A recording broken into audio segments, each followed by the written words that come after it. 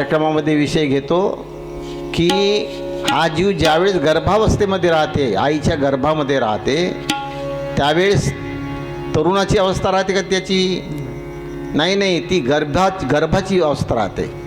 गर्भामध्ये अवस्था शिशु नाही, शिशुनंतर अवस्था आहे. पहिली अवस्था या शरीराची गर्भावस्था. आईच्या गर्भामध्ये हे शरीर राहते आणि या शरीरामध्ये जीव राहतो. तो शरीरातला जीव कोणत्या अवस्थेत राहते? गर्भाच्या अवस्थेत राहते. ज्यावेळेस गर्भामध्ये तो जीव राहतो त्यावेळेस या जीवाला ही सृष्टी दिसते का? आई वडील माहीत आहे का त्याला? या जीवाला देवधर्म माहीत आहे का? उपासतापास माहीत आहे का? गणपतीचा माहीत आहे का? सोपी भाषा आहे.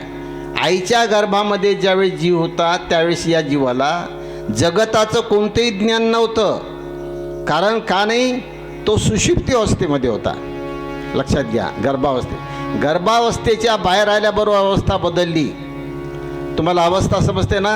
एक एक शब्द लक्षात घ्या. अवस्था कशाला म्हणावं? आता मी तुमच्या इथं बसून आहो खुर्चीवर, मी कीर्तनाचा विषय समजून देण्याच्या अवस्थेत आहो आत्ता. जर कदाचित मला गांजेची सवय असेल, गांजा माहीत आहे तुम्हाला? मला माहीत आहे. मी अनेक गवयाच्या हातून शिकलो गायन. त्यावेळेस गवई होते, तुमची शाळा नव्हती त्यावेळेस. आम्ही ज्यावेळेस 7वीमध्ये 4थी 5वीमध्ये होतो त्यावेळेस गवई लोक येत होते गावोगावी. त्यांच्याजवळ कला भरपूर होती, पण ते गांजा पिल्याशिवाय त्यांची कलेचं प्रगटीकरण करता येत नव्हतं. त्यांना सवय होती. तुम्हाला माहीत आहे? शंकरराव. हा नामदेवराव, शंकरराव, विठ्ठलराव, रावसराव, कदम. पण त्यांना गांजा पिल्याशिवाय भजन म्हणता येत नव्हतं. लक्षात घ्या. आता वस्तुस्थिती काय झाली की तो गांजा जर पिला नाही तर त्याला काही गाता येत नव्हतं, काहीच करता येत नव्हतं राजू. कारण तो गांजेच्या आहारी होता. आपल्याला वाटते आम्ही गरीब आहो, पैसा नाही, दरिद्री आहो, आम्ही शिकून नाही, अडाणी आहो. नाही, ते करायसाठी त्याचं कामच नाही आहे. लक्षात घ्या. प्रपंचाचे वर्म शिका अगोदर. तर प्रपंच आणि परमार्थ दोन नाही आहे. प्रपंचाचं शुद्धीकरण म्हणजे परमार्थ. आम्ही नेहमी विषय समजून देताना सांगतो की एक साखी आहे, घुंगूची भरके बोईये उपजे पशेरी आट. पुढा काय? डेरा परा कालका सांज सकाळी जात. घुंगूची भरके बोईये. घुंगूची म्हणजे गुंज समजते? गुंज. तर ती गुंज जे राहते तितकंच समजा. रज आणि वीर्य मिळालं तर त्या रजवी आणि वीर्याचं हे शरीर होते. अष्टदा प्रकृती म्हणजे पृथ्वी, आप, तेज, वायू, आकाश 5 तत्व. रज, तम, सत्व 3 गुण.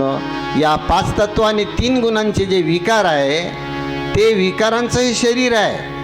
प्रपंच म्हणजे तरी काय आहे? अरे जीवन जगत असताना सोबत विकाराला घेऊन जीवन जगणं याचं नाव प्रपंच आहे. परमार्थ काय? विचाराला घेऊन जीवन जगणं याचं नाव परमार्थ आहे. काय सोपी व्याख्या आहे, काही मोठं कठीण आहे? विकाराला घेऊन जगणं याचं नाव प्रपंच आणि विचाराला घेऊन जगणं याचं नाव बिलकुल सोपी व्याख्या आहे राजो.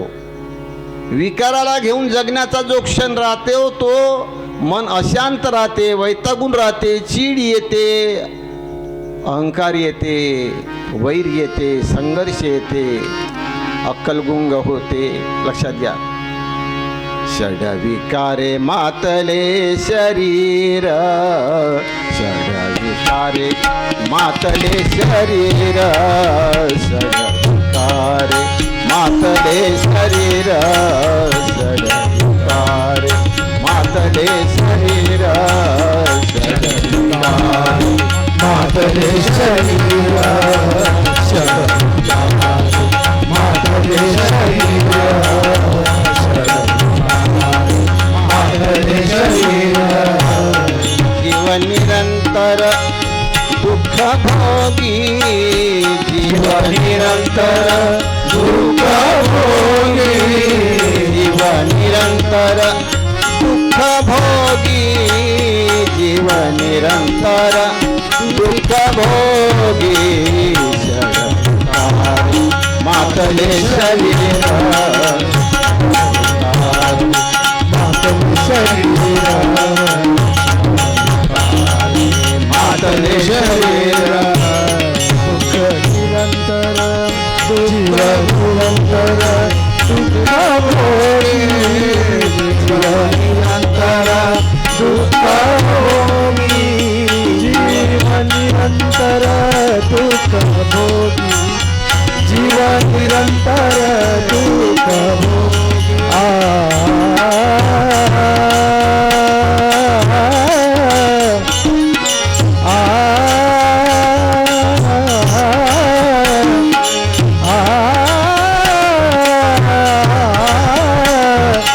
जीवन निरंतर दुःख भोगी जीवन निरंतर दुःख भोगी दुःख भोगी दुःख भोगी मातले शरीर मातले शरीर मातले शरीर सोप कीर्तनाचं षड विकारे मातले शरीर जीव निरंतर दुःख भोगी. दुःख कशापासून निर्माण होते? ज्यावेळेस आपलं जगणं खाणं घेणं बोलणं चालणं बसणं उठणं संबंध व्यवहार ज्यावेळेस आपण करतो त्यावेळेस जर विकाराला सोबत घेऊन ते केलं तर दुःखाची उपज आहे. सुखप्राप्तीसाठी पैशाची गरज नाही, लक्षात घ्या. आपला समज असा आहे की गरिबी आली का खूप दुःख येते जीवनात, सगळ्यांचा समज आहे की नाही. गरिबीमुळं दुःख येते, कुणाचं सहकार्य मिळालं नाही तर दुःख येते, पोरगा चांगला नाही निघाला तर दुःख येते, पती चांगला नाही पत्नी चांगली नाही दुःख येते, जमिनीमध्ये पीक झालं नाही तर दुःख येते, आपल्या घरचं कोणी मेलं तर दुःख येते. चुकीची कल्पना आहे. दुःखाची उपज ही दुसऱ्यांच्या मदतीनं होत नाही, हा संतांच्या ज्ञानाचा सिद्धांत आहे. दुःखाची उपज कुणाच्या मदतीनं होते का? नाही नाही नाही. दुःखाची उपज दुर्गुण से ही दुःख मिले. संतांचे सिद्धांत आपण बाजूला ठेवतो बोलताना विचार करताना.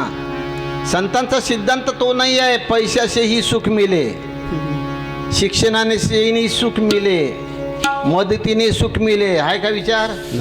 नाही. सोपंच आहे. दुर्गुण से ही दुःख मिले, सद्गुण से सुखधाम, जन व्यवहारी नाम से सधे न कोई काम. लक्षात घ्या एक एक गोष्ट. दुर्गुणामुळं दुःख प्राप्त होते. जगताना खाताना घेताना बोलताना कला प्राप्त करताना अभ्यास करताना जर आपण काय घेतलं तर दुर्गुण घेतले तर दुःखाची उपज, सद्गुण घेतले तर सुखद. आता दुर्गुण कशाला म्हणावं? दुर्गुण म्हणजे गुणाला दूर गुणापासून दूर होणे, दुर्गुण. सद्गुण आहे की नाही. नाना प्रकारचे विकार आहे, विषय आहे, अहंकार ममता आहे, राग आहे, द्वेष आहे, छल कपट आहे, देहाभिमान आहे, हे दुर्गुण आहे. सद्गुण कशाला मानावं? सद्गुणांनी सद्भावना तयार होते आणि दुर्गुणांनी खूप भावना तयार होते. एकदा माणसाच्या मनामध्ये सद्भाव तयार झाला का त्याला सुखाला का कमी आहे? सद्भाव जयाचे अंतरी, देव नाही कदा दुरी. मग देवच देव आहे. सद्भावना तयार करा. प्रपंच कशाला म्हणावं? विकार घेऊन जगतो तो प्रपंच आणि विचार घेऊन जगतो तो परमार्थ. लक्षात घ्या. अमर्याद नियमबाह्य स्वैराचारी जीवन जगण्याची पद्धत म्हणजे प्रपंच. मर्यादित वैचारिक जीवन पद्धती, मर्यादित जी वैचारिक जीवन पद्धती आहे म्हणजे परमार्थ. परमार्थ म्हणजे काही चंदन लावणं, गळ्यात माळ टाकणं, काशी गोदेला जाणं, तपतीर्थाटन करणं, पूजापाठ करणं, गणपती बसवणं, दुर्गादेवी बसवणं म्हणजे काही परमार्थ नव्हे. ही परमार्थाची साधनं होय, वाया नाही आहे ते. उदबत्ती कापूर नारळ उदबत्ती फेकून द्यायचे नव्हे शेणाच्या खातावर, कामिसानाचे वय, पण तो परमार्थ नव्हे, परमार्थाची साधना आहे. आपण इथं यायच्या अगोदर पेटी आणि तबला इथं आणून होता. भजन नव्हे ते, भजनाची साधनं होय. ते साधनं वापरत आहे म्हणून त्याचं नाव भजन आहे. साधन हे वापर करण्यासाठी आहे, ठेवण्यासाठी आहे का? साधन हे वापर करण्यासाठी आहे. त्या साधनाचा उचित वापर केला का भजन. या साधनाचा समजा आमच्या नारायण भाऊनं टाळ समजा माझ्या डोक्याला फेकून मारला तर भजन होईल का? नाही, वापर चुकला ना. साधनाचा वापर चुकला, भजन नाही, ते भानगड झाली, हे भजन झालं. त्याच प्रकारे बाबाजी आपल्याजवळ जे गुण आहे, गुण आणि अवगुण लक्षात घ्या. गुण आणि अवगुण दोन गोष्टी आपल्याजवळ. अवगुणाचा वापर केला तर भानगड तयार होईल, दुःख तयार होईल, आणि गुणाचा वापर केला तर सुख तयार होईल. पण हे केव्हा होईल? केव्हा होईल हे?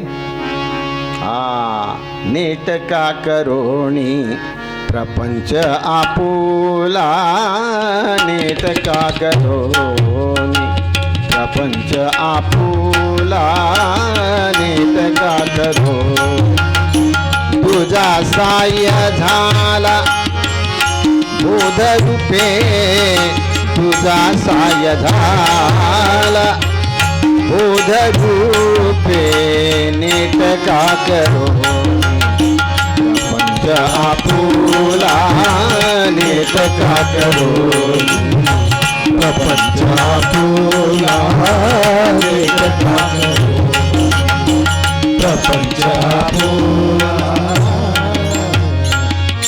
विषय का चालू आहे आपला?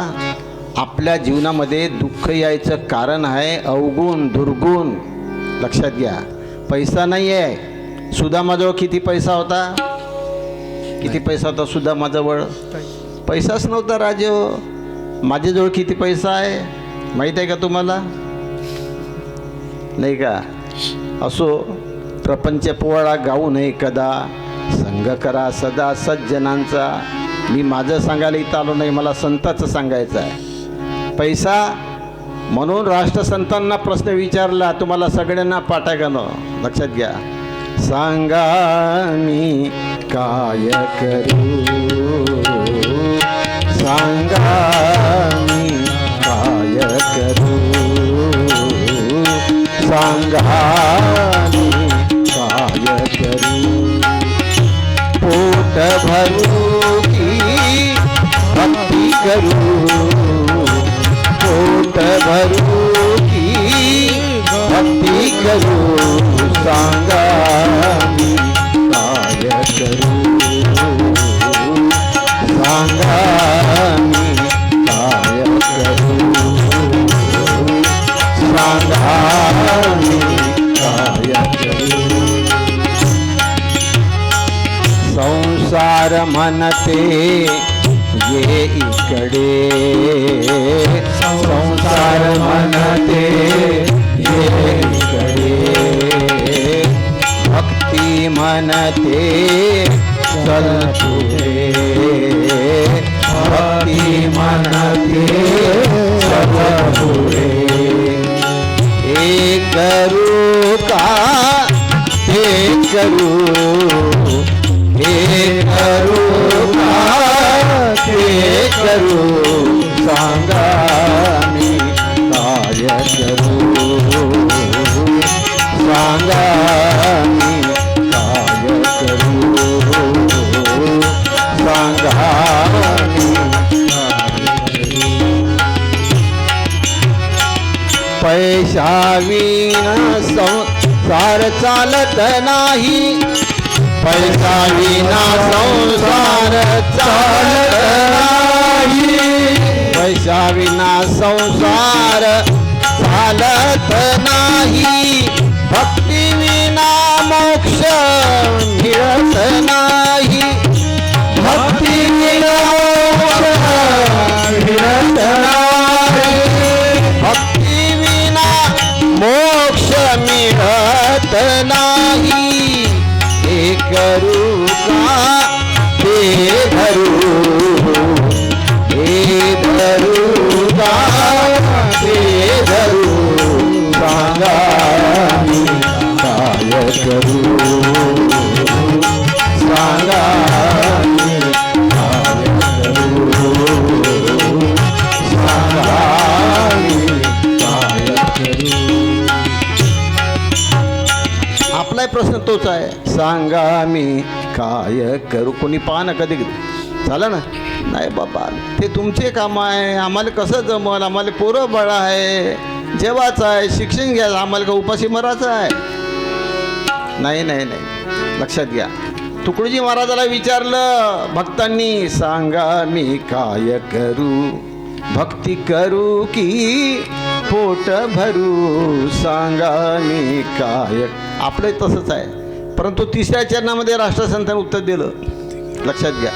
भक्ती करूनी जो पोट भरे, भक्ती करूनी जो पोट भरे, भक्ती करूनी जो पोट भरे, तया मानसासी मोक्ष मिळे, तया मानसासी मोक्ष मिळे, तया मानसासी मोक्ष मिळे, तुकडा म्हणे तू नको घाबरू, सांगा मी काय करू, सांगा मी काय करू, सांगा मी काय करू. भक्ती करूनी जो पोट भरे, तया मानसासी मोक्ष मिळे, तुकडा म्हणे तू नको घाबरू, सांगा मी काय करू. तुम्ही म्हणाल पोट भरून मग आम्ही भक्ती करतो, 17 जन्म घ्याल, पोट काही भरत नाही, भक्ती काही होत नाही. लक्षात घ्या. म्हणून अगोदर भक्ती करावी लागते. म्हणजे भक्ती करूनी जो पोट भरे. आता भक्ती कशाला म्हणावं, पंचायतच आहे, एक एक प्रश्न नाही का. भक्ती म्हणजे उदबत्ती लावणं, कापूर लावणं, आरती म्हणणं, पूजा करणं, व्रतवैकल्य करणं, उपास तापास करणं, उद्यापन करणं, शुक्रवार करणं, गुरुवार करणं, सत्यनारायण करणं, तीर्थाले जाणं, हे भक्ती होय बाबा. हे भक्तीचे प्रकार, भक्तीचे साधन हो राजा. भक्ती कशा, भक्ती वही ज्या कुसंगत जाई. लक्षात घ्या. भक्ती कशाला म्हणावं.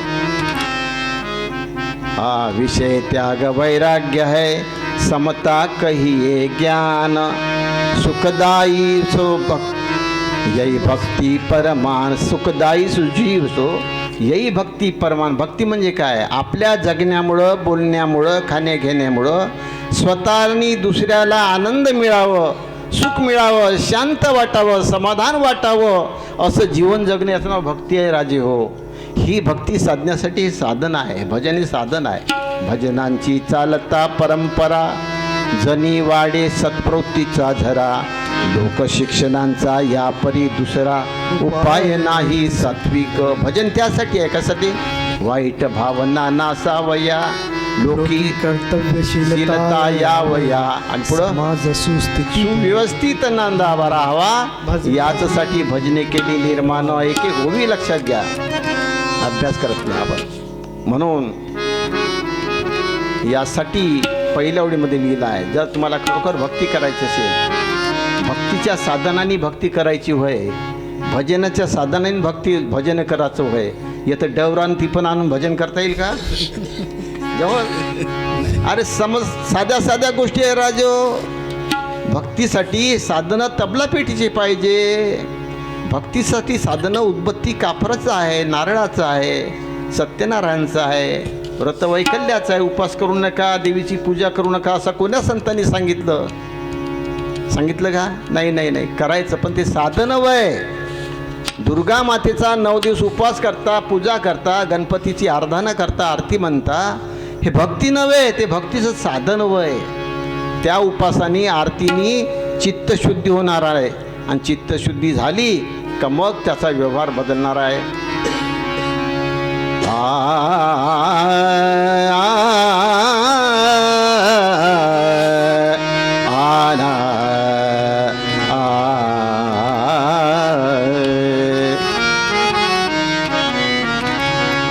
नाही व्यवहारी धड, नाही व्यवहारी धड, नाही व्यवहारी धड,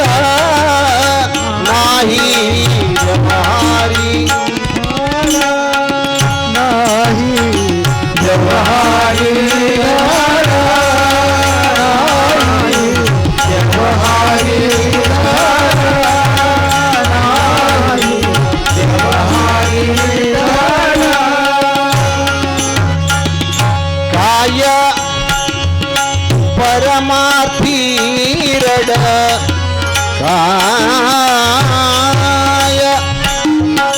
काय काय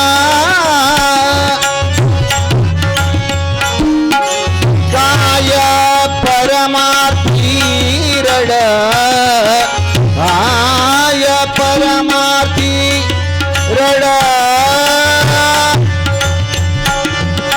परमार्थी रड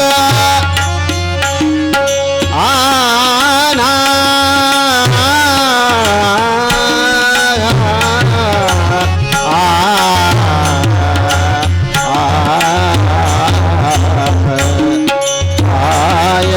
परमार्थी रड नाही व्यवहारी धड नाही व्यवहारी धड नाही व्यवहारी धड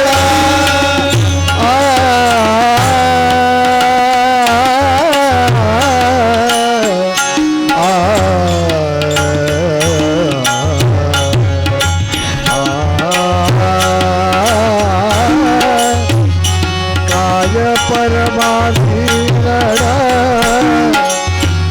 काय परमार्थी रड, काय परमार्थी रड, रड.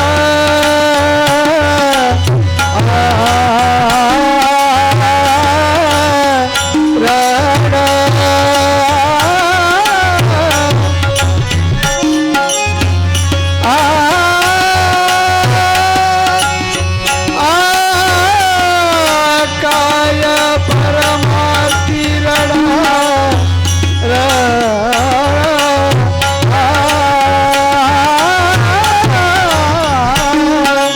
काय परमार्थी रड, परमार्थी रड, काय परमार्थी नाही व्यवहारी धड नाही व्यवहारी धड नाही व्यवहारी राष्ट्रसंत लिहितात नाही व्यवहारी धड काय परमार्थी रड परमार्थी रड नाही व्यवहारी धड. लक्षात घ्या, व्यवहार न कळला ज्याला परमार्थ कशाचा त्याला. राष्ट्रसंतांचं गाणं आहे. कर्मठ अंधानुकरणी बुद्धी त्यास नको ब्रह्मज्ञान आधी लागेना अंतर्मुखता शुद्धता साधी लागेना अवधी मग तया. परमार्थाला किती वेळ लागते? काही वेळ लागत नाही. जितपंत बुद्धीचा पालट नासेल कुमती होईल सद्भक्ती येणे पंथे. बुद्धीचा पालट करा. प्रापंचिक बुद्धी आहे ती फक्त परमार्थिक बुद्धी करा. बुद्धीला पलटवा. लक्षात घ्या. एक उदाहरण आलं आहे की एका कीर्तनकाराने अभंग घेतलं. शुद्ध बीजापोटी फळे रसाळ गोमटी. या अभंगावर कीर्तन घेतलं. आता ऐकणारे लोक ऐकत होते. शुद्ध बीजापोटी फळे रसाळ गो. काय अर्थ याचा? शुद्ध बीजांच्या पोटी काय घेतात? रसाळ फळ जन्म घेतात. शुद्ध बीज असेल तर नाही. हां, कारल्याचं बी पेरलं तर उसाचा गुढी येणार आहे का? नाही. पेरुनिया काटेकरशी कामना फळांची, गोड फळे देईल कारे वेल कारल्याची. गोड फळ कारल्याच्या वेली फळ मिळणार नाही. त्या प्रकारे अभंग झाला. 2 तास कीर्तन ऐकलं आणि राहते माझ्यासारखे 72 लोक काही कीर्तनात, माझ्यासारखे, तुमच्यासारखे नाही, तुमच्यावर आरोप नाही आहे.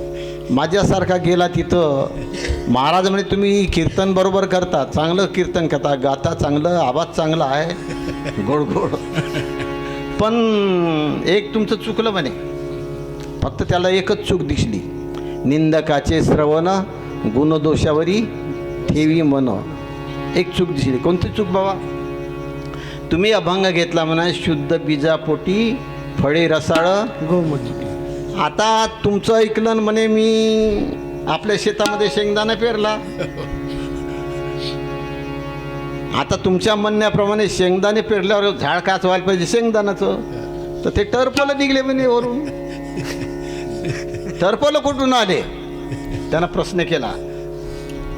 शेंगदाणा पेरल्यावर शेंगदाणाच याचं तर टरपलं आले म्हणे वरून. अरे पण टरपल शेंगदाणा, मग तुम्ही म्हणाचं म्हणे शुद्ध बीजा म्हणजे शेंगदाणा पेरलं तर टरपल येते म्हणून. हे कसं म्हणे तुमचं?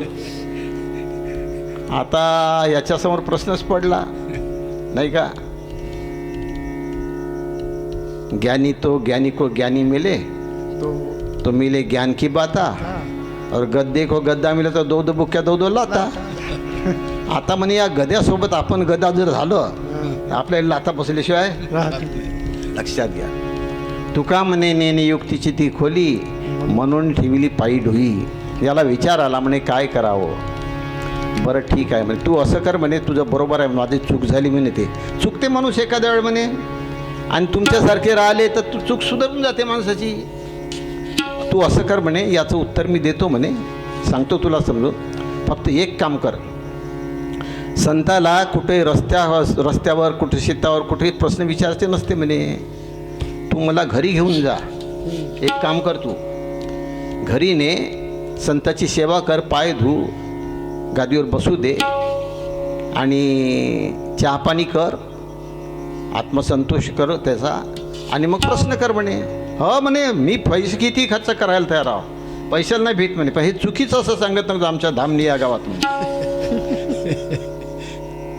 ठीक आहे म्हटलं. त्याला नेलं घरी, पाय धुतले, बसवलं गादीवर. तर झालं बाबा म्हणे, हो आण म्हणे चहा आण. तर तो आला चहा घेऊन, कप घेतला, एक कपामध्ये चहा आणला. घ्या बाबाजी म्हणे. का आणलं का तू? ना मला चहा पाहिजे, चहा. तू कप कायला आणला म्हणे? कप कायला आणला तू? ना चहा पाहिजे मला चहा दे म्हणे. अरे कपाशिवाय चहा कसा येईल म्हणे? फक्त मला चहा दे ना बापू म्हणे. काहून माझी टिंगल करते? अगोदर मी चुकलो म्हणे. आता तुझं बरोबर आहे, चहा दे. बाबाजी म्हणे कपाशिवाय चहा कसा राहायची म्हणे? चहा कपातच द्यायचा असते. लेखा तुले हे अक्कल आहे, हेच अक्कल नाही म्हणे. बिना टरफलाने कुठं शेंगदाणे निघते? हां, समजाचं 1 पैशाचं सांगते 1.5 पैशाचं. नाही नाही, तसं करू नये.